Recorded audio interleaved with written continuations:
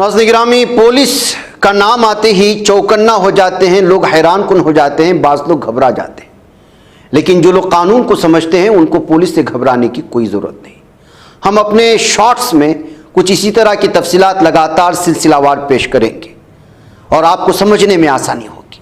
पहले, पुलिस के इख्तियारात से क्या मुराद है। पुलिस वालों को कानूनन कई तरह के इख्तियारात होते हैं जिनका इस्तेमाल वो कानून के बनाए हुए तरीके पर ही कर सकते हैं।